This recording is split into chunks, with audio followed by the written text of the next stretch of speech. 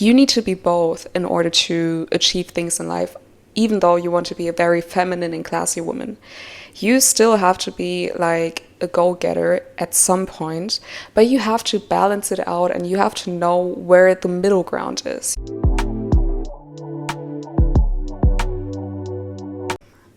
I'm a woman that looks very feminine, but acts very manly. And it's not because I want to prove that I'm a man and, ride this wave that is going on in society nowadays.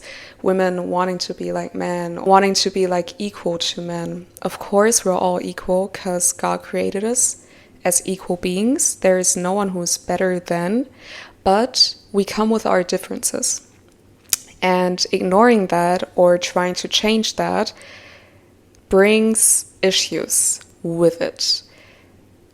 As women, although, obviously, over time, we adapted to a lot of things and we became harder, we became harsher, we became very unfeminine in some ways, that we don't really have to be like this soft and chilled version.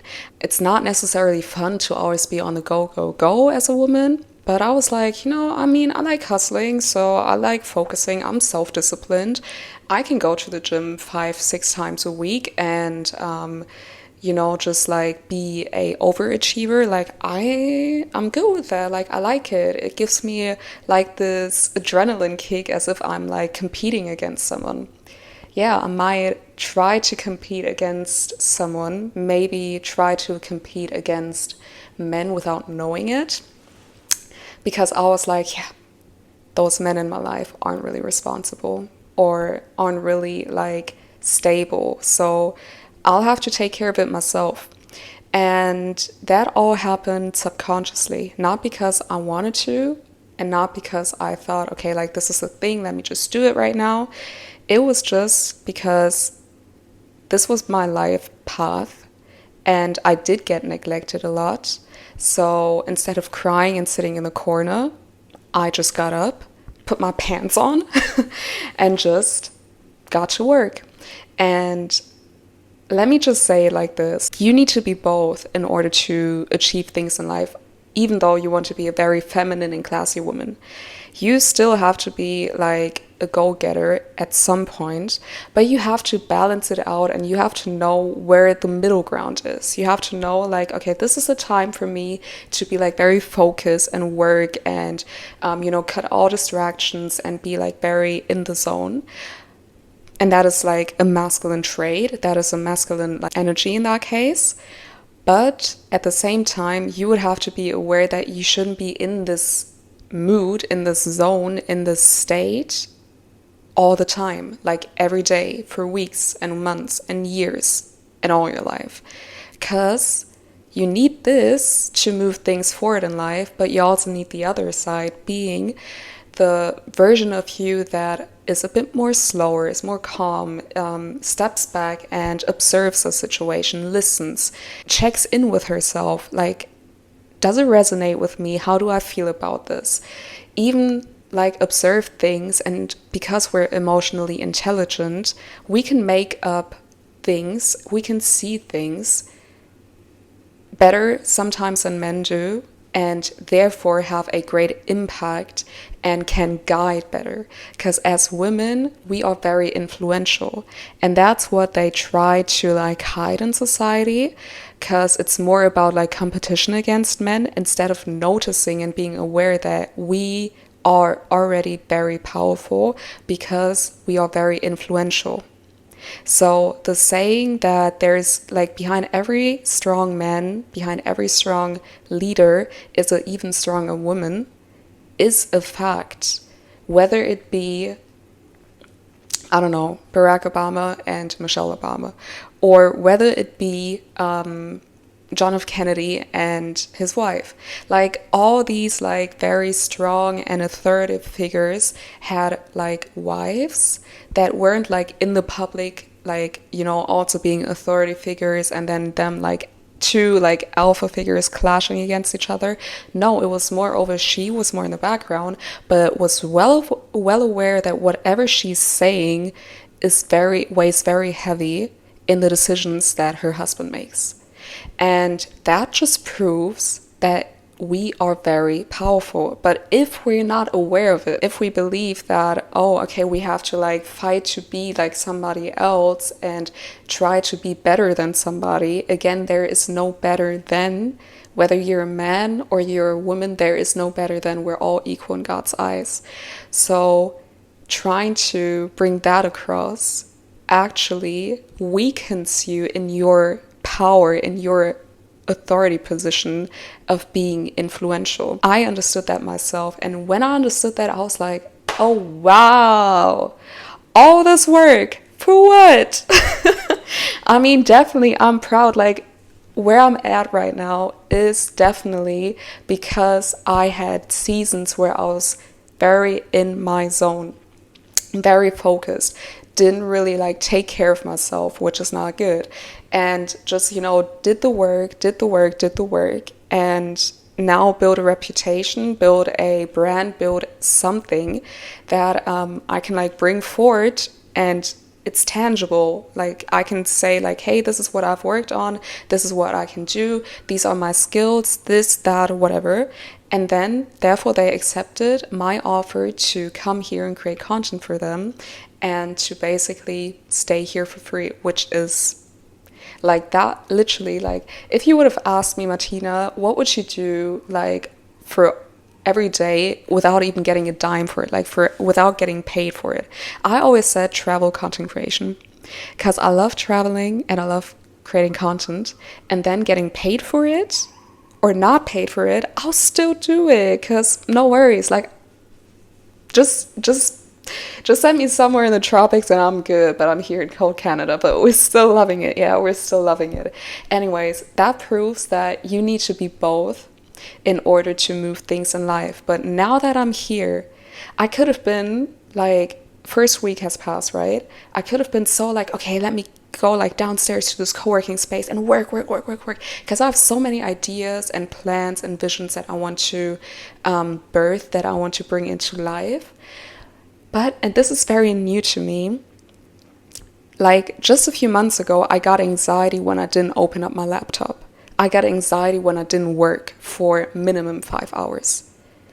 But now it's my first week here and I'm so like going with the flow, doing this, doing that, wanting to edit the videos, but then doing something else and not editing. But I'm not stressing myself anymore, because I realize at the end of the day, I still get things done, because I know that if I want to, then I can sit down and focus and do the thing. That was yesterday, for example. I was downstairs in the co-working space working for 5 hours and got things done, including this YouTube script here. And then later met with a friend, went eating, and we had a night out. So this is new to me, and I'm really enjoying and understanding this, that as a woman, even though you are a high achiever, you do not have to be working all this time, because you will burn yourself out first things first, and you will be so like untapped with yourself, who you really are and what you really want. And understanding understanding all of this really just clicked with me, and I'm like, wow, that makes sense. That makes sense. Like, what? I didn't have to be this hard the whole time. I could just also be soft. I could have also been soft all this time and still receive, because as women, we are receivers. And that, being very, very honest, is something that I'm still learning and accepting and making myself aware of it, because I don't realize that I can ask for more than I'm asking. Like, I'm not even, let's be honest, I'm not even asking for help. See, this is a journey and I'm taking you on this journey, but I'm sharing my lessons with you and being just very transparent about it, because I'm not perfect and I'm still like in the beginning stage of this awakening, because this is the awakening that I'm going through right now. But like, I still like feel pretty weird and awkward and unfamiliar with asking for help, because I'm like, but other people have also things to do, so why should I come and ask them for a favor, you know? But when you're someone who's actually always been asked to help, like, isn't this, you know? And that's why it's a mindset shift that I need to work on, because others don't even think about that. They just ask, you know, they just ask and receive. And I'm like, shall I ask? Ugh, I feel bad and whatnot. And then don't ask and just do it myself and whatever. So anyways, breaking that pattern as well. And it's just a lot of uncovering. And I don't know if you're someone who's similar to me, who works a lot and built a reputation and just did a lot of things where others are like, wow, like I could have never done that, or wow, you're so ambitious, you're so this, you're so that. If you're that version, hey, welcome, you're not alone. And especially if you didn't have the awakening yet to be the opposite and not having to do all of those things to still be seen as that person, because you are that person. And let me just say, it's not that I always like forced myself to be that. I was always very like disciplined. It's, I guess, just in my nature and how God created me to be. And it also goes hand in hand with my purpose. Like my skills, my gifts, my abilities go hand in hand together. So it's not that I had to like sit down and ask myself like, okay, how can I become disciplined? I just did. It was just like, I always understood it. It was within me. So I just did it. But yeah, and if you're, for example, someone who's realizing, oh, I'm kind of very passive in my life. I just let things happen to me and don't really take responsibility in my life. I just expect other people to do things for me, and you're unhappy and you're stuck and all of that. Hi there as well. Welcome to this channel. You're not alone, because I'm going to be talking about how becoming soft will help you, but also how you can use your softness and the way God created us to be, to use it to still like achieve big things and finally step into your purpose and finally like get the dream life that you always desired and all of that without having to work your butt off. Because yeah, I mean, if I would have continued this, I just no. And that's why like the burnout that happened last year in let me say, it started September. Like, yeah, it started September and went on until like December. I just had like major like issues, from mental health issues to understanding and having this awakening and having like gut health issues, and just everything was just crazy, and new situations happened in my life. So I got to know new people, new relationships, and everything was just overwhelming, and my body was like feeling this on every fiber of my soul. Like it was just intense. And now it feels like a breath of fresh air, especially being here. Just being here by myself in this beautiful apartment, having complete freedom to do whatever, whenever I want. Yes, I could have done the same in back in Hamburg, Germany, but this is different. Like being in a new surrounding, being in a new environment is different. So I'm really, really embracing this and just really grateful for this. So that again, welcome to the series, Becoming Soft. I will take you or us on this journey to understand and to untap the things that we've went through consciously or subconsciously, that we've experienced, the traumas that we've went through and the healing that we have to do in that case, just bit by bit. So if this resonates with you, feel free to subscribe, hit the notification bell of this channel, and to be notified each time I upload. Leave a comment down below if this video resonated with you and how it did, and just follow me on my journey, connect with me on my socials, which are also linked down in the description box, and also check out my Stand store where I have freebies for you guys and a self-care planner, because you know, we're still practicing the self-care as feminine women, and it's a digital one, or you can print it as well, and it's just your digital bestie to keep you accountable on all things self-care. So definitely get it down below, and yeah, see you next time then. Thank you guys. Bye.